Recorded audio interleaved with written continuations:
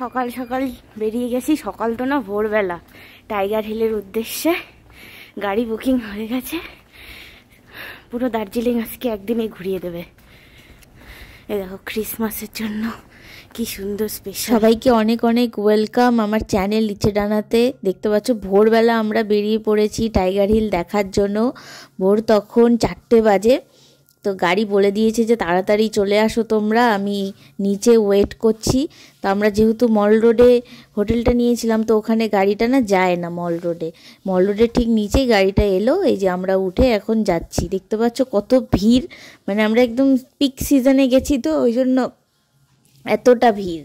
কতক্ষণ ধরে দাঁড়িয়ে থাকার পর এই দেখো সবে সূর্যের আলো বেরোচ্ছে। ওই দেখো কাঞ্চনজঙ্ঘা, ধীরে ধীরে সূর্য উদয় হচ্ছে আর সবার এক্সাইটমেন্ট এত বাড়ছে, মানে ওখানে তো চিৎকার চেঁচামেচি সিটি বাজানো শুরু হয়ে গেছিল, এত ভিড়। এই দেখো সবাই একদম ফটো তুলছে মোবাইল বার করে।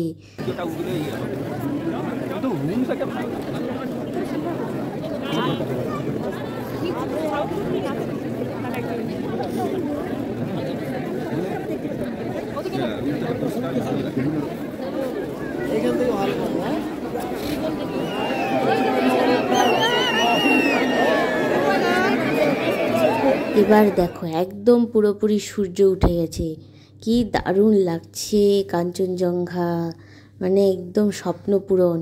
তোমরা দার্জিলিং এলে অবশ্যই কিন্তু টাইগার হিলে অবশ্যই আসবে। টাইগার হিল থেকে কাঞ্চনজঙ্ঘা অ্যান্ড সানরাইজ ভিউটা অসাধারণ লাগে, মানে সামনাসামনি থাকলে বুঝতে পারতে মানে কি সুন্দর লাগছিল আর দারুণ লাগছিল।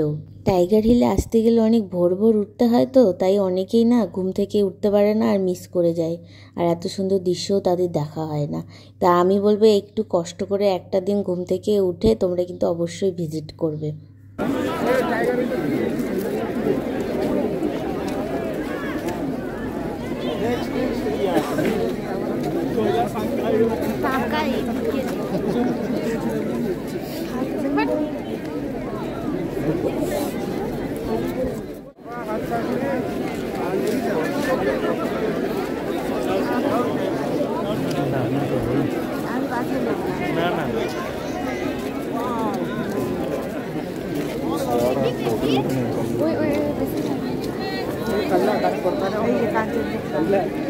টাইগার হিল দেখা হয়ে গেছে, যে নিচে নামছে সবাই। দেখতে পাচ্ছ ভিড়টা কত ভিড়। আর এখানে একটা দেখলাম হনুমান মন্দির, তো এখানে একটু প্রার্থনা করলাম। আর আমাদের গাড়ি যে কোথায় আছে আমরা আর খুঁজেই পাচ্ছিলাম না, আমরা খুঁজতে খুঁজতে নিচে নেমে গেছি। তো ফোন করে বললাম যে মন্দিরের সামনে দাঁড়িয়ে আছি, আর দাঁড়িয়ে দাঁড়িয়ে এরকম করে যাচ্ছি, এত ঠান্ডা বাপরে বাপ। তো ফাইনালি এবার রওনা দিলাম পরের ডেস্টিনেশনের জন্য। এবার দেখি কোথায় নিয়ে যায় ড্রাইভার কাকু। তো আমাদের নেক্সট নিয়ে এসেছে ঘুম মনেস্ট্রিতে, আর ফোন করে শুনে যাচ্ছে রোপওয়েতে কত ভিড়, কত লাইন। সেদিন রোপওয়েতে খুব লম্বা লাইন ছিল। তো ফাইনালি দেখা হবে কি হবে না সেটা তোমরা জানতেই পারবে যে রোপওয়েতে দেখতে পারবো কি না। তো আপাতত চলো ঘুম মনেস্ট্রি থেকে ঘুরে আসি। ঘুম মনেস্ট্রিতে দেখার মতো সেরকম কিছু নেই, মানে এটা হচ্ছে প্যাকেজের মধ্যে রাখা, মানে একদম বেকার জিনিস আমি বলবো সত্যি কথা বলতে, কারণ আমার সেরকম কিছুই ভালো লাগেনি, জাস্ট আমার পুরো বেকারই লেগেছে। ওর থেকে আরও অন্য জায়গাগুলো ছিল, সেগুলোতে গেলে মনে হয় বেটার হতো, কিন্তু কিছু করার নেই, ওদের প্যাকেজ এটাই।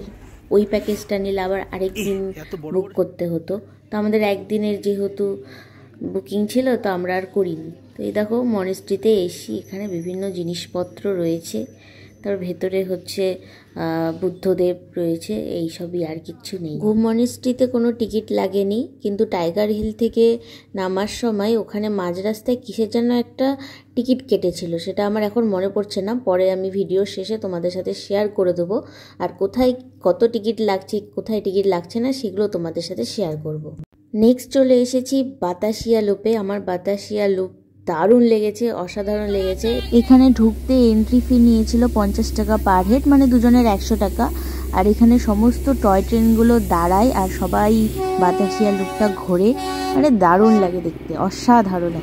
টয় ট্রেনে উঠেও কিন্তু তোমরা দার্জিলিংটা খুব ভালোভাবে ঘুরতে পারবে। আমাদের হাতে টাইম ছিল না বলে আমরা সেই জিনিসটা নিতে পারিনি, বাট নেওয়ার ইচ্ছে ছিল, টাইমের অভাবে আমরা টয় ট্রেনে ঘুরতে পারিনি। তোমরা একবার ট্রাই করলে ট্রাই করতেই পারো। এই বাতাসিয়া লুপেই ছিল আই লাভ দার্জিলিং লেখাটা, যেটা আমি ছবি তুলতে পারিনি। দেখতে পাচ্ছ সবাই মিলে এখানে ভিড় করে দাঁড়িয়ে আছে, মানে ভালোভাবে যে আই লাভ দার্জিলিং লেখাটা সহ ছবি তুলবো সেটা তুলতে পারি। বাতাসিয়া লুপ থেকে বেরিয়ে পড়েছি, আর এই দেখো রাস্তায় এই স্কুলটার কথা কি তোমাদের মনে আছে? ম্যায় হোনা সিনেমাটা তোমরা কারা কারা দেখেছো? তো ওই মুভিতে এখানেই শ্যুট হয়েছিল, শাহরুখ খান সবাই মিলে এখানেই শ্যুট করেছিল। তো সেটাই হলো এই বিখ্যাত স্কুলটা। আর এই স্কুলের এখানেই রয়েছে রোপওয়েটা। তো রোপওয়ে আমাদেরকে নিয়ে যায়নি তখনও প্রচণ্ড ভিড় ছিল। তো দেখা যাক লাস্ট মুহূর্তে কি হয়। এখানে দেখতে পাচ্ছ এই যে একটা পাথরের মতো, এটা হচ্ছে তেনজিং রক বলা হয়, যেখানে হচ্ছে তেনজিং নোরগে হচ্ছে ট্রেনিং নিয়েছিল। তো এটাও হচ্ছে আমাদের ঘোরার যেই জায়গাগুলো ছিল তার মধ্যে ইনক্লুডেড ছিল। মানে এটা দেখার কি আছে, এটা তো রাস্তা থেকেও দেখা যাচ্ছে, এটা দাঁড়িয়ে দেখার কিছুই না। যাই হোক, ওটা পার করে আমরা চলে এসেছি জুওলজিক্যাল পার্কে। এবার তোমাদের সাথে শেয়ার করছি জুওলজিক্যাল পার্কে কী কী আছে না আছে। বিশাল বড় জায়গা, মানে ঘুরতে ঘুরতে হাত পা ব্যথা হয়ে যাবে। একবার উপরে ওঠো, একবার নিচে নামো, মানে আমি তো পাগল হয়ে গেছিলাম। আর আমি পুরোটা ঘুরে দেখতেও পারিনি, আমি অল্প কয়টা দেখেছি। দেখে টেকে একটা জায়গায় বসে আমি রেস্ট করছিলাম, আর আমার হাজব্যান্ডকে বলে দিয়েছিলাম তুমি যাও একটু দেখে আসো, ভিডিও করে আনো, কারণ আমি অলরেডি এখানে এসেছি ছোটোবেলায় জুওলজিক্যাল পার্কে। তো আমার বেশি খুব একটা ইন্টারেস্ট ছিল না।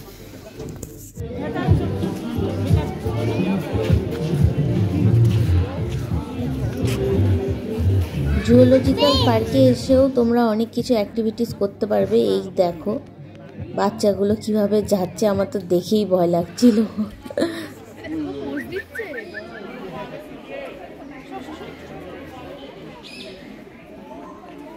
যেতে যেতে এত বেলা হয়ে গেছিল না, সমস্ত পশু পাখি ঝিমাচ্ছিল, ঘুমাচ্ছিল, মানে কাউকে সেইভাবে আর কি দেখতেই পাচ্ছিলাম না। কয়েকজনকে দেখছিলাম একটু এক্সাইটেড, আর বাকিরা মনে হচ্ছে একদম খেয়ে দিয়ে ঝিমোচ্ছে। এই দেখো ভালুকে দেখো।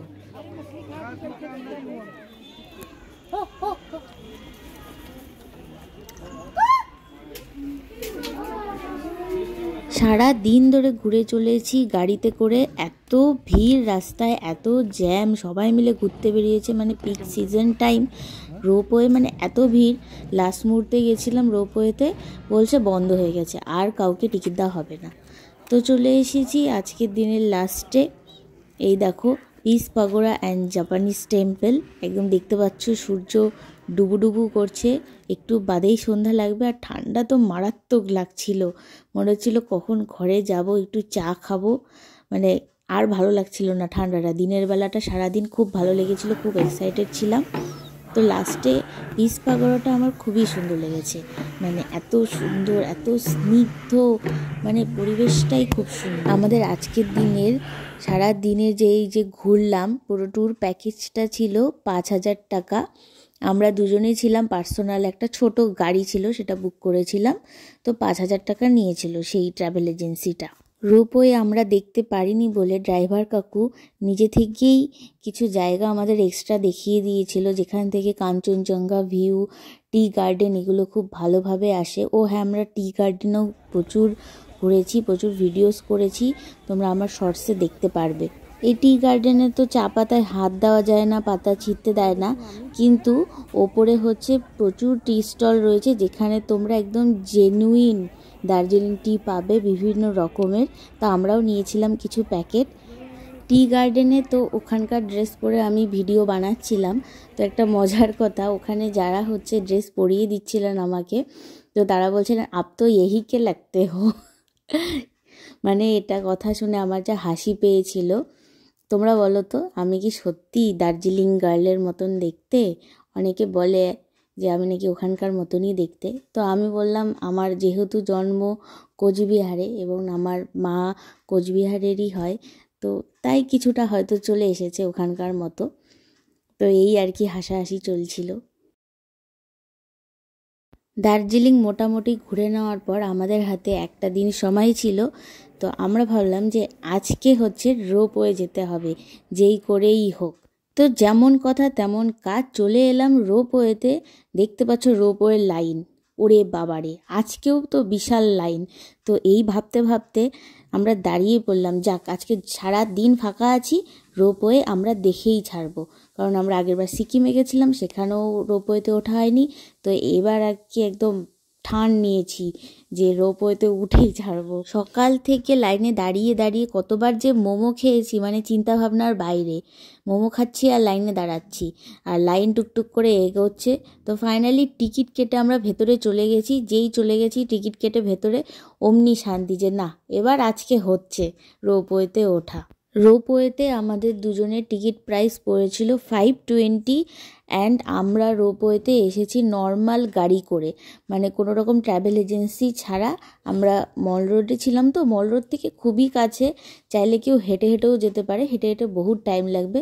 তো আমরা ওখানকারই হচ্ছে নর্মাল যে লোকাল কারগুলো হয় সেগুলোতে উঠেছিলাম। সেগুলোতে আমার যতদূর মনে পড়ছে 30 কি 50 টাকা করে পড়েছিল। ও ফাইনালি আমরা রোপওয়েতে উঠে গেছি। প্রথমে এই যে ছাড়ার সময় যে ধাক্কাটা দিল, রীতিমতো ভয় পেয়ে গেছিলাম।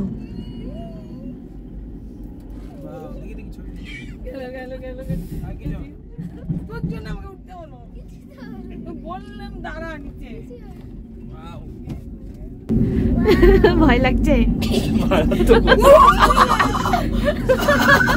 এরকম করো না, আস্তে আস্তে আস্তে। চুপ চুপ চুপ চুপ বসো। শোনা করতে হলো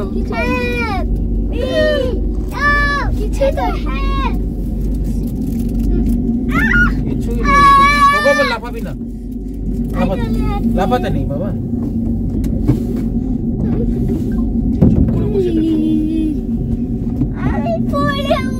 না বলবো না, এখন পড়ে যাবো, তখন বললাম বস আমাকে দে। আমাদের সাথে যে ফ্যামিলিটা উঠেছিল, বাচ্চাগুলো এত এক্সাইটেড, মানে লাফাতে শুরু করে দিয়েছিল। ওদের লাফানো দেখে আমরা দুজন ভয়ে কাঁপছিলাম। আমরা ভাবছিলাম এই না রোপ হচ্ছে, ভেঙে পড়ে যায় এদের লাফানোতে। আর ওর বাবা খালি বলছে এই থাম, লাফাস না লাফাস না। যাই হোক, ওপর থেকে মানে রোপওয়েতে দারুণ লাগছিল দেখতে, খুবই সুন্দর এক্সপিরিয়েন্স। ফার্স্ট টাইম রোপওয়েতে উঠেছি, মানে দারুণ লাগছিল, মানে বলে বোঝাতে পারবো না, খুবই ভালো লাগছে। রোপওয়েতে যে আপ ডাউন মিলে 520 টাকা নিচ্ছে, মানে পুরো উসুল হয়ে যাবে, একদম পয়সা উসুল। জার্নিটা এত সুন্দর, যাওয়া এবং আসা, এবং যাওয়ার পর ওখানে হচ্ছে অনেকটা টাইম পাওয়া যায়। তোমরা চাইলে চারিদিকটা ঘুরেও নিতে পারবে আশেপাশে, তারপরে তোমরা আবার ব্যাক করতে পারবে রোপওয়েতে। মানে খুবই সুন্দর, পুরো পয়সা উসুল। মোবাইলে তো নেই। হ্যাঁ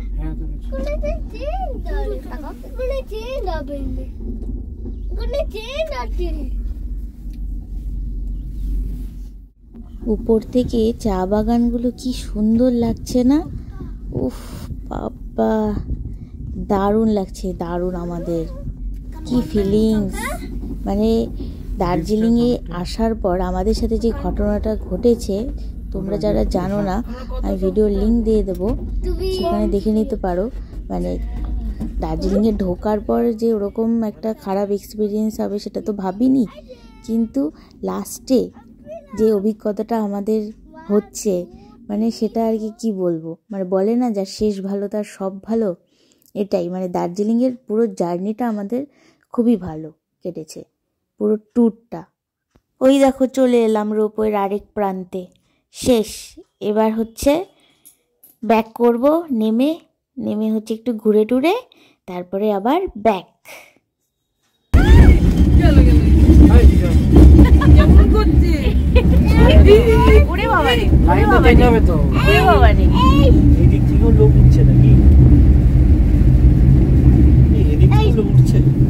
হ্যাঁ তাই তো দেখছি, এদিকে ড্রপ করে দিচ্ছে, তারপর আবার এদিক থেকে উঠছে,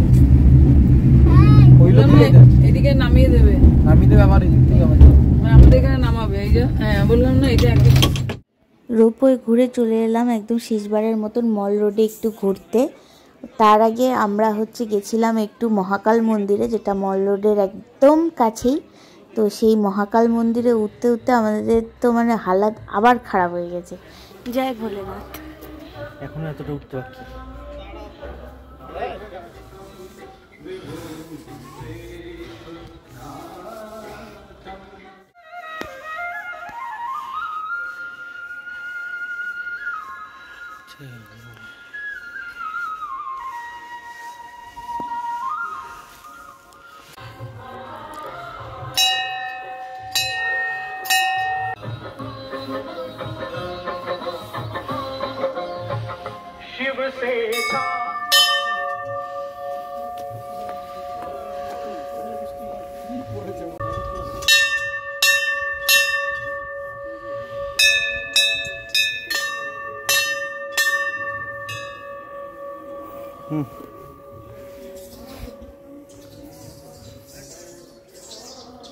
মহাকাল মন্দিরের চারিদিকে খালি হনুমান ঘুরে বেড়াচ্ছে, আর আমরা খালি ভয় পাচ্ছিলাম এই না মোবাইল নিয়ে পালায়।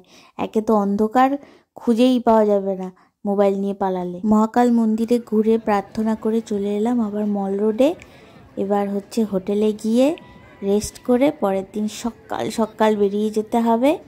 তারপরে আমাদের ট্রিপ খতম। দার্জিলিং ট্রিপটা তো আমাদের ওভারঅল খুবই ভালো কাটলো। লাস্টবারের মতো এই দেখো ভোরবেলা গ্লেনারির সামনে। আবার নেক্সট কবে কোথায় ঘুরতে যাব দেখা যাক। তোমরা জানিও আমার এই ব্লগটা কেমন লাগলো। দেখা হচ্ছে খুব জলদি পরের ব্লগে।